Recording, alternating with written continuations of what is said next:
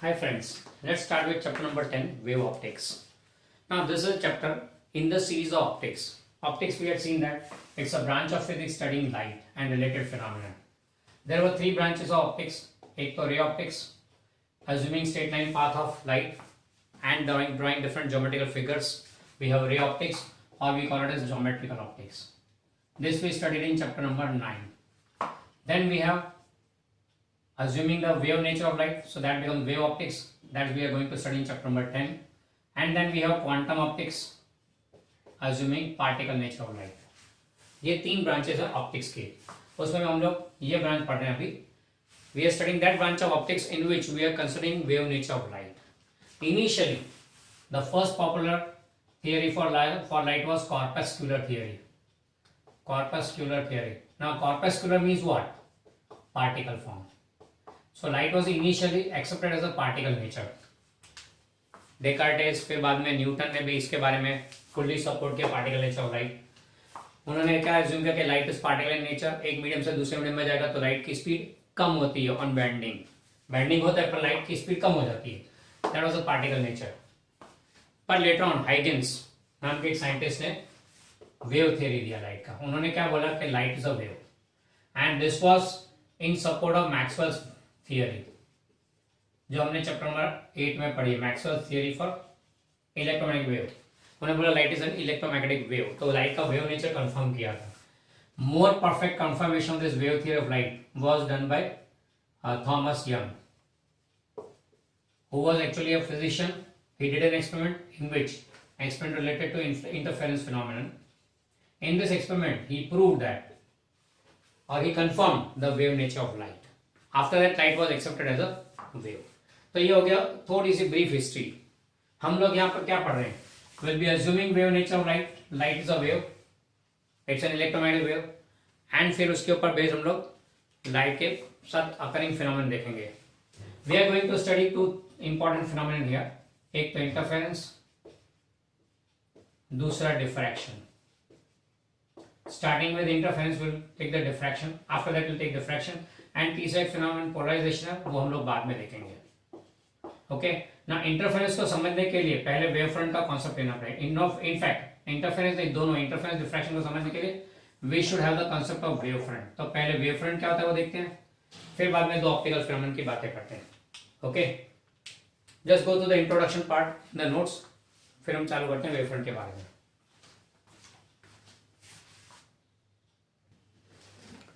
Now let's see what is a wave front. Wave front नाम के पर से कुछ थोड़ा बहुत ख्याल आता है. फ्रंट तो हमने सुना हुआ है काफी बार. Front means in forward position और इन फ्रंट ऑफ इट, यानी फ्रंट यानी आगे सामने की बात हुई. नहीं, यहाँ पे फ्रंट का मीनिंग दूसरा है. यहाँ पे फ्रंट मीन्स क्या तो समझते हैं उसके लिए. Let us suppose is the surface of काम स्टिल वाटर. काम still water is here and ये उसका सरफेस है. इस वाटर में हमने पत्थर डाला. In the calm surface of water we throw a stone and that stone hits the water surface here. This becomes the source of disturbance in the medium, and so waves will be produced. जहाँ पे भी distance create होगा, distance propagates ahead in all direction. ये point like sources in all directions, the disturbance will be propagating.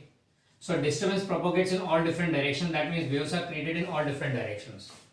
हम पानी में पत्थर डालते हैं तो हमको ये देखने को मिलता है कि चारों तरफ उसका डिस्टर्बेंस क्रिएट मूव करता है, प्रोपोगेट होता है ना. किसी एक वेव की बात करें तो वेव का एक क्वेश्चन याद हो तो हमने कुछ ऐसा पढ़ा था, a sin kx minus omega t. That was in chapter number 15 of 11th standard. अब यहाँ पे a is amplitude of wave, kx minus omega t is called the phase, and इसको हम लोग डिनोट करते हैं थीटा से. This phase theta depends on time as well as the position. It depends on time as well as the position. तो अलग अलग position पे अलग अलग टाइम पे फेज की वैल्यू अलग अलग होती है, बराबर है. अब इस वेव पे देखें तो हर एक पार्टिकल के फेज की वैल्यू अलग होगी. इस वेव में हर एक पोजीशन पे phase will be different. So on a given wave no two particles will oscillate in the same phase. In the given wave no two particles will be oscillating in the same phase, क्योंकि हर एक का x अलग है, time अलग अलग है, इसलिए हर एक के लिए फेज अलग अलग होगा. So on the given wave suppose this particle is a phase theta, तो another particle will never have theta, ये थीटा डैश होगा. यानी अगर इस पार्टिकल का फेज थीटा है तो इस पार्टिकल का थीटा नहीं हो सकता. इस पूरी वेव पे no other particle will have same phase theta. हाँ, पर बाजू वाली वेव में तो हो सकता है. यहाँ पे भी हो सकता है, यहाँ पे भी हो सकता है, यहाँ पे भी हो सकता है, यहाँ पे हो सकता है, यहाँ हो सकता है, यहाँ हो सकता है। यानी उस वे पे कोई और पार्टिकल का फेस थीटा नहीं है, पर डिफरेंट वेज पे तो हो सकता है ना। Now imagine a surface passing through all these particles. Imagine a surface passing through all these particles. This is an imaginary surface which is passing through all the particles oscillating with same phase. That is passing through all the particles oscillating with same phase. This imaginary surface is called wavefront. In a wavefront यानी क्या है? It's an imaginary surface passing through all the particles of the medium oscillating with same phase. An imaginary surface passing through all the particles of the medium oscillating with same phase. ये face theta वाला wavefront हो गया, ये suppose theta dash है यहाँ पे, तो ये थीटा डैश वाला वेवफ्रंट हो गया। All particles on this wavefront are oscillating with same phase theta dash. Okay, ये वेवफ्रंट का कांसेप्ट हो गया। अब वेव को देखो तो कुछ ऐसा है, साइड से देखो तो वेव ऐसा दिखता है। इसमें ये क्रेस्ट वाला जो पॉइंट है उसका फेज अगर थीटा है तो ये पार्टिकल, ये पॉइंट, ये वही पार्टिकल है क्रेस्ट वाला, इसका फेस थीटा, यहाँ पे भी क्रेस्ट होगा एंड सो ऑन। तो सब फेस थीटा वाले पार्टिकल कौन से होंगे? क्रेस्ट पे होंगे। यानी कि ये पूरा जो सर्कल बन रहा है, इमेजिन हो रहा है, वो पूरा का पूरा ऊंचा होगा, क्रेस्ट है इसलिए। आप ध्यान से याद करो, जब पानी में पत्थर डालते हैं तो circular ripples are produced. Ripples are nothing but circles which are coming up above the surface of the water. वो रिपल क्या है? It's a wavefront. The ripples created in water on throwing a stone are nothing but wavefronts. बरसात में पानी की बूंदे गिरते हैं तो देखते हम लोग गोल गोल जलेबियां पड़ती है। What is that? These are wavefronts. These are ripples, circular ripples. Okay, so these are wavefronts. So wavefronts are the imaginary surfaces passing through all the particles oscillating in same phase. इसका एक और example लेते हैं जो ज्यादा perfect पड़ेगा हमारे लिए। ये एक वॉल है, इस वॉल पे we tie 4 strings and hold them tightly. We tie 4 strings, 1 dash, 2 dash, फिर ये रहा 3 dash, 3 dash, 4 dash. These are the 4 strings tied and held parallel to each other tightly. अब मान लो ये वॉल पे एक स्ट्रिंग टाइट है, अब ये स्ट्रिंग को ऊपर ले जाके नीचे लाए तो व्हाट विल हैपन? स्ट्रिंग को ऊपर क्या फ्री हो गए तो क्रेस्ट विल बी क्रिएटेड। 11 में पढ़ा हुआ हमने, ये क्रेस्ट क्रिएट होगा। Will the crest remain stationary? No, it will move forward. यानी स्ट्रिंग में अगर ऐसे क्रेस्ट क्रिएट किया वो आगे बढ़ेगा, तो हम चारों स्ट्रिंग में एक साथ क्रिएट करते हैं, चारों स्ट्रिंग में एक साथ डिस्प्लेस करते हैं चारों को, तो there will be a crest produced in each one. इसमें यहाँ पे, इसमें यहाँ पे, इसमें यहाँ पे, इसमें यहाँ पर। Now imagine a surface passing through all these 4 crests. All the 4 are simultaneously pushed up and brought down. Okay, so we have a surface, plane surface passing through all these crests oscillating with same phase, तो plane wavefront हो गया। थोड़ी देर बाद देखो तो कहाँ पे होगा, ये टाइम टी पे यहाँ पे, तो टी डैश पे कहाँ पे होगा? तो सपोज ये क्रेस्ट यहाँ पे पहुंचा, सपोज ये क्रेस्ट यहाँ पे पहुंचा है, ये क्रेस्ट यहाँ पहुंचा है, ये क्रेस्ट यहाँ पहुंचा है, तो फिर we get another wavefront corresponding to this phase. यानी जो टी पे था वो वेवफ्रंट अब यहाँ पे आया, सर्कुलर रिपल जो यहाँ पे था वो भी यहाँ पे आया। यानी कि we find that the wavefront moves away from the source. Source कौन है? 1 2 3 4, they are the sources and wavefront is moving away. Source कौन सा है? पत्थर जहाँ गिरा था वो। वेवफ्रंट बड़े, रिपल्स बड़े होते जा रहे हैं, मतलब wavefront are moving away from the source. Okay, so we find that wavefront once produced they move away from the source. And what does it indicate? Motion of wave. It indicates the motion of wave. So wavefront, propagation of wavefront shows propagation of wave in the given medium. Propagation of wavefront shows propagation of wave in the given medium. Now wave को हम लोग यूं बताते हैं, उसके बदले what we do is we use a concept of ray. रे क्या है? रे मतलब ज्योमेट्रिकल फिगर है जिसमें एक एंड फिक्स है, दूसरा एंड इनफाइनाइट है। रे means a straight line with one end fixed, another end going to infinity. यहाँ पे वैसे कुछ है ना, one end is fixed source and second side is moving to infinity. तो रे का कॉन्सेप्ट हो गया। तो we show wave using ray, we show wave using ray, तो ये रे का कॉन्सेप्ट हो गया। अब जहां पे भी देखो, the position where ray and wavefront intersects, the position where ray and wavefront intersects is always 90 degree. कहीं पे भी देख लो, ये वेव, ये रे हो गया इधर का, एंड ये वेव फ्रंट, दोनों के बीच का एंगल 90 डिग्री। यहाँ पे देखो तो वेव यूज आ रहा है, this the ray and the wave front perpendicular, यानी wave front always intersects ray at an angle 90 degree, right angle पे इंटरसेक्ट होता है। ओके, ये हो गया वेव फ्रंट के बारे में। अब देखते हैं हम लोग इसके बाद types of wave fronts, different types of wave front देखेंगे। ये कंसेप्ट और इसीलिए in order to show the motion of propagation of wave. Clear? तो ये हो गया regarding wave front, just go through it, then next will take the types of wave fronts.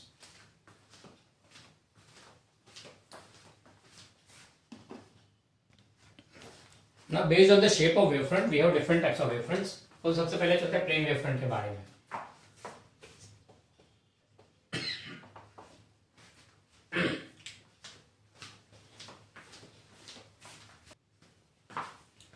हाँ, plane wavefront के लिए सोर्स कैसा होता है?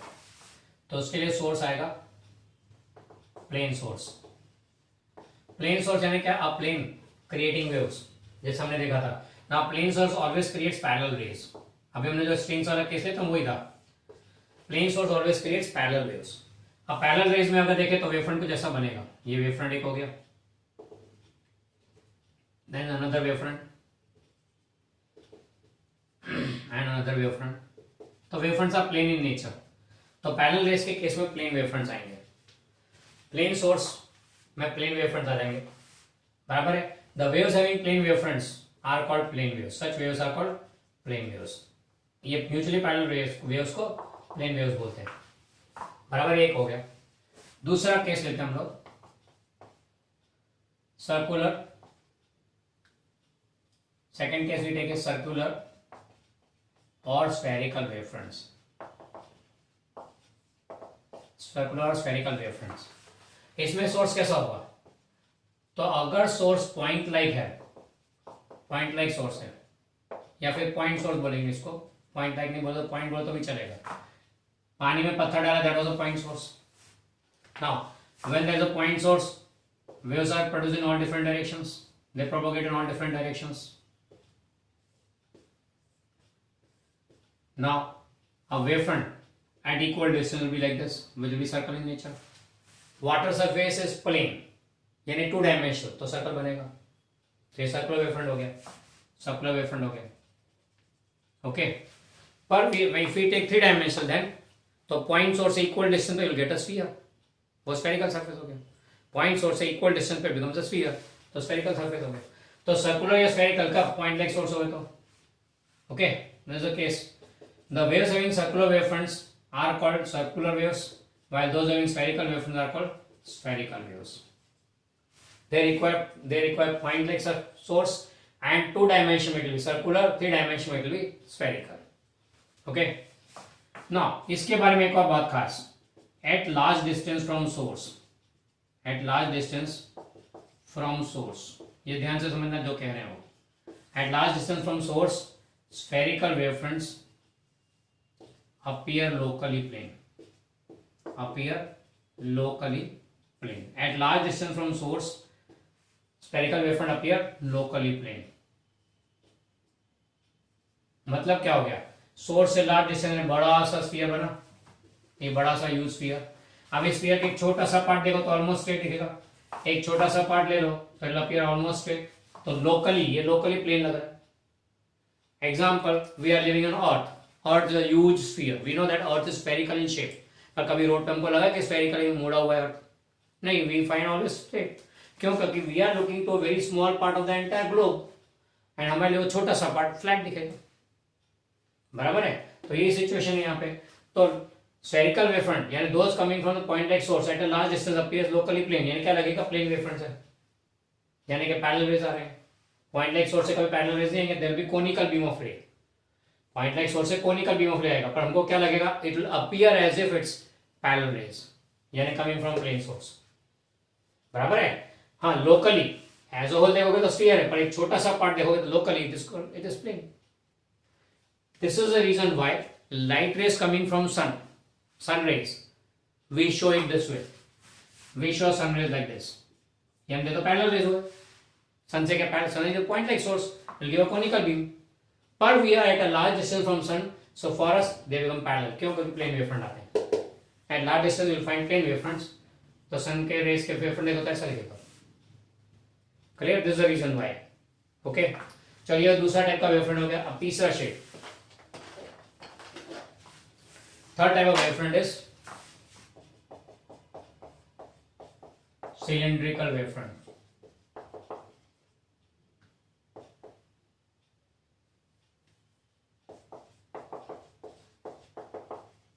Cylindrical wavefront. अब सिलिंड्रिकल वेवफ्रंट के लिए सोर्स कैसा चाहिए? तो for cylindrical wavefront source is a line source. इन्हें source is like a line, ऐसे लाइन सोर्स बोलते हैं। ऐसा कौन सा सोर्स होता है? Tubelight is the best example. Tubelight is best example of line source. Line है वो। अब लाइन सोर्स में साइड में से पैरेलल रेज निकलेगी, from side there will be parallel rays. Line source में साइड में से पैरेलल रे निकलेगी। आप पैरेलल रेज अगर देखो तो they will form plane wavefronts. Parallel rays will show plane wavefronts. And अगर एजेस देखो तो ये लाइट है, ट्यूबलाइट है, इसके एज देखो तो पॉइंट लाइक सोर्स हुआ। Edges a point like source will give circular wavefront. तो यहां से आपको कोनिकल बीम मिलेगा, यानी कि सर्कुलर वेवफ्रंट। एंड नीचे भी इस तरफ भी सर्कुलर वेवफ्रंट, कोनिकल बीम आएगा। तो सिलेंडर तैयार हो गया। तो सिलिंड्रिकल वेवफ्रंट बन गया, बराबर है। The waves having cylindrical wavefront are called cylindrical waves. ऐसी वेव्स को सिलिंड्रिकल वेव्स बोलते हैं। The waves having cylindrical wavefront are called cylindrical waves. तो तीन टाइप के वेवफ्रंट हो गए, प्लेन, सर्कुलर, स्फेरिकल एंड तीसरा सिलिंड्रिकल। प्लेन में चाहिए प्लेन सोर्स, सर्कुलर में चाहिए पॉइंट लाइक सोर्स, सिलिंड्रिकल में चाहिए लाइन सोर्स। ओके, ये हर सारे केस हमने ऐसे लिए जिसमें waves are traveling equal distance in all direction, therefore we are getting such symmetric shapes. Waves traveling equal distance in all direction. ऐसा कब होगा? When it's a homogeneous and isotropic medium. When it's a isotropic and homogeneous medium. तो बोलेंगे क्या होता है? दोनों का सेपरेट मीनिंग तो आपको केमिस्ट्री के सभी समझा सकते हैं। होमोजेनियस का मीनिंग क्या, आइसोट्रोपिक का मीनिंग क्या, हम लोग आपको पूरा दोनों का कंबाइंड क्या बात इफेक्ट है। Isotropic and homogeneous together means uniform density everywhere. मतलब हर जगह पे यूनिफॉर्म डेंसिटी, मतलब equal number of particles on all the direction. And equal number of particle होगा इसलिए वेवफ्रंट बढ़ेगा भी equally on all side. Isotropic and homogeneous means uniform density is the number of particles everywhere in the medium is same, इसलिए the waves will travel equal travel करेगा तो wavefront भी equal travel करेगा, इससे you will get symmetrical shapes. तो these symmetrical shapes are available in case of isotropic and homogeneous medium. अगर medium isotropic and homogeneous नहीं हो, मतलब कहीं पे डेंसिटी ज्यादा है, मतलब कहीं पे पार्टिकल ज्यादा है, तो जहां पे पार्टिकल ज्यादा है, सपोज यहाँ पे देखे तो पार्टिकल बहुत ज्यादा है, तो यहाँ पे वेव को ट्रैवल करने में थोड़ा ज्यादा टाइम लगेगा। यानी in a given time wavefront will be like this, distorted one, shape थोड़ा आउट हो गया होगा वहां पे, फिर वहां थोड़ा स्लो चलेगा। क्लियर? तो this symmetrical shapes are possible only in case of isotropic and homogeneous medium. हम अपनी पढ़ाई में आइसोट्रोपिक एंड होमोजेनियस मीडियम ही कंसीडर करेंगे। Okay, clear? ये हो गया टाइप्स ऑफ वेवफ्रंट्स के बारे में। Next will go on to explain how this wavefront, ये बोला ना कि वेवफ्रंट आगे बढ़ते हैं, कैसे बढ़ते हैं उसके बारे में बात करेंगे, हाइगन्स प्रिंसिपल के बारे में।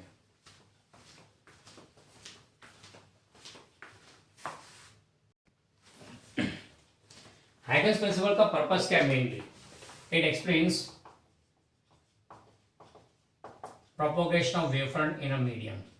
It explains propagation of wavefront in a medium. wavefront कैसे propagate होता है उसके बारे में आइडिया देते हैं ना। इसका स्टेटमेंट क्या बोलता है?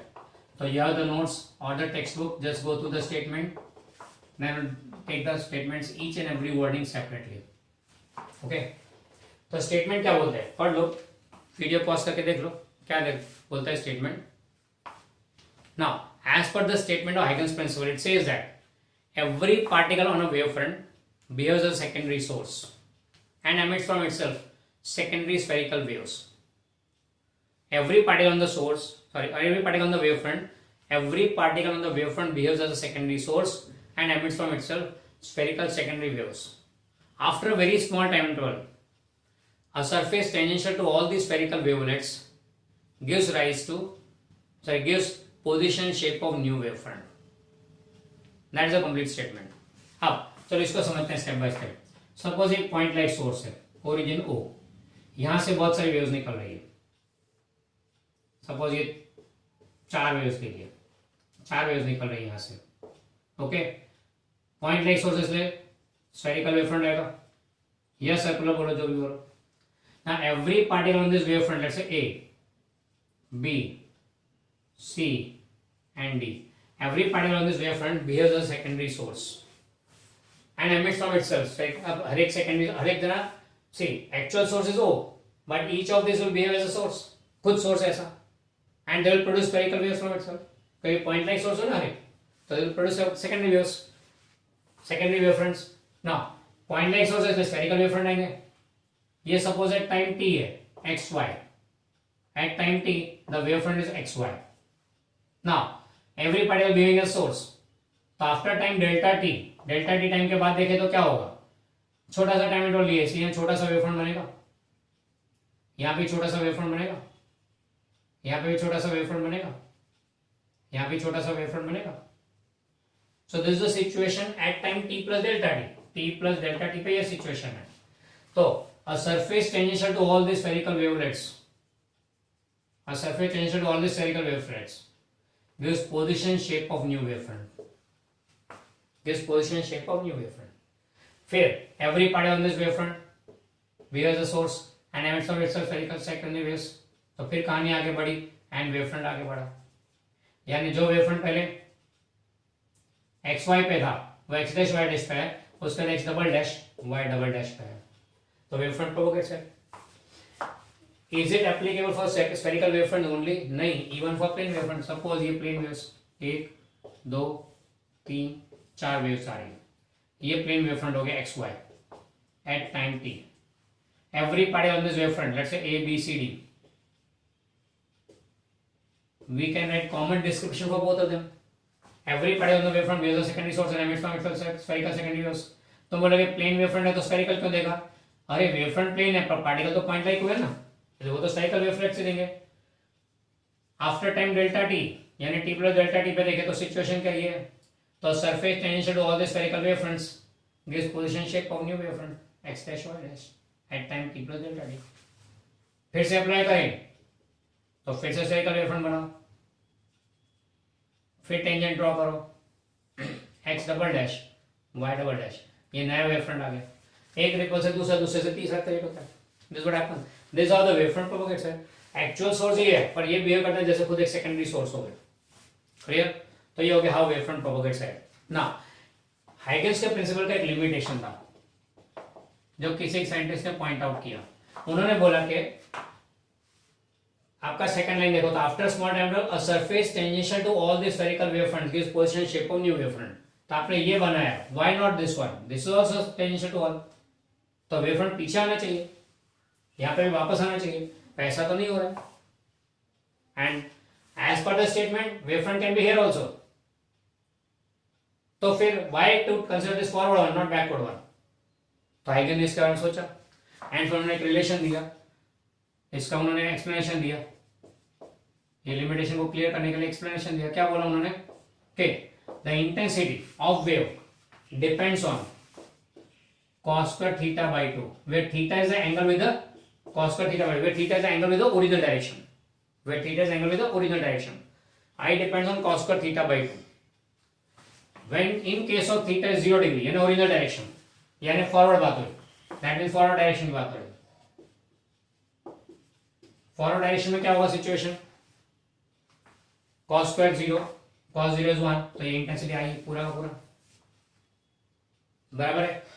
फिर लेते हैं बैकवर्ड डायरेक्शन में प्रोपोगेशन नहीं होता, उसके बारे में बात इधर इससे पता लगेगा। बैकवर्ड डायरेक्शन यानी कि थीटा इक्वल 180 डिग्री, इस पोजीशन की बात करें तो ये आगे की बात होगा, पीछे की बात 180 डिग्री। ओरिजिनल के साथ एंगल कितना 180 डिग्री पे, थीटा 180 ले लो तो cos 90 आएगा, cos 90 is 0, तो no intensity in the backward direction. This is the reason why the wave front does not propagate in backward direction. This how हाइगन explain the limitation also. Clear? So Huygens principle explains how the wavefront propagates light in the medium.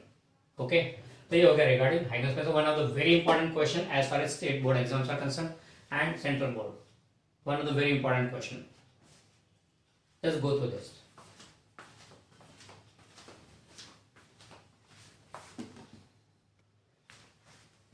Friends, now we have to go further for the very first phenomena associated to wave optics, उसमें interference, उसमें जाने से पहले let's revise certain points regarding wave. After a little bit revision of this wave, we move on to the first phenomenon, that's interference. Now wave के बारे में क्या है, ये हम लोग 11th स्टैंडर्ड का चैप्टर नंबर 15 रिवाइज कर रहे हैं थोड़ा बहुत as per hour requirement here.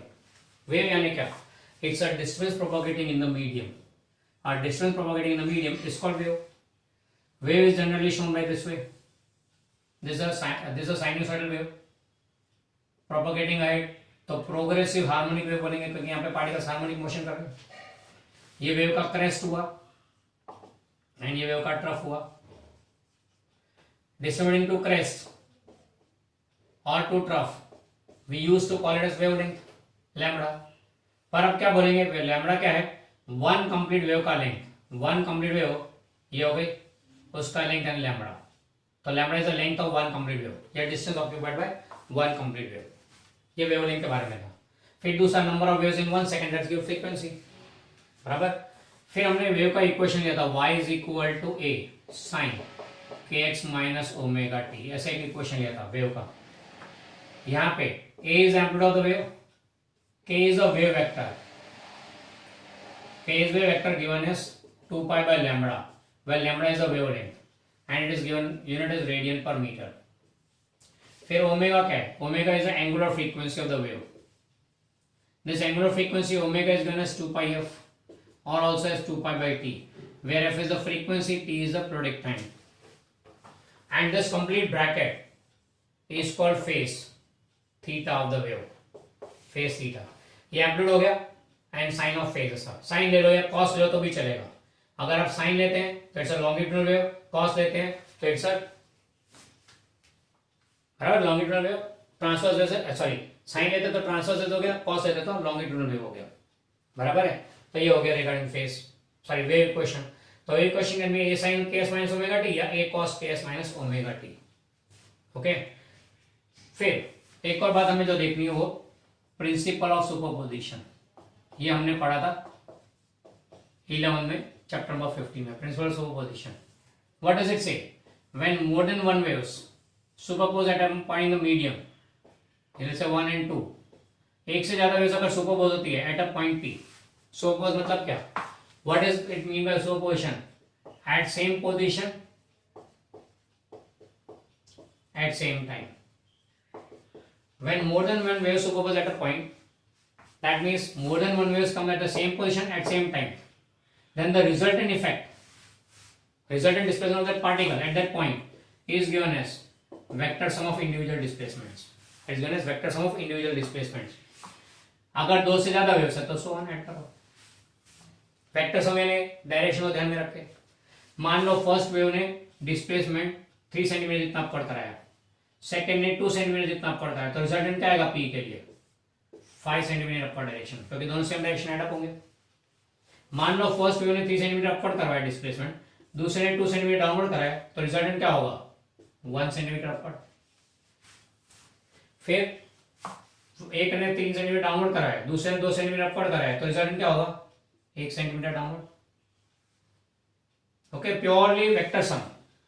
First wave ने 3 सेंटीमीटर डाउनवर्ड कराया, सेकंड ने 2 सेंटीमीटर डाउनवर्ड कराया, तो रिजल्ट क्या होगा 5 centimetre downward direction. This is the principle of superposition. यानी when more than one wave superpose at a point in the medium, then the resultant displacement of particle at that point is vector sum of individual displacements. Now ये बात हमें याद रखनी है, ध्यान में रखनी है while studying the further portion of the chapter. Okay. तो यहाँ हमने थोड़ा रिवाइज कर लिया 11 के चैप्टर नंबर 15 का. जो हमें जरूरत है उतना ही, ये खास कुछ वर्डिंग्स आने, ये प्रिंसिपल ऑफ सुपरपोजिशन. ओके. फिर अगले लेक्चर में will start with the interference, the very first phenomena regarding wave optics.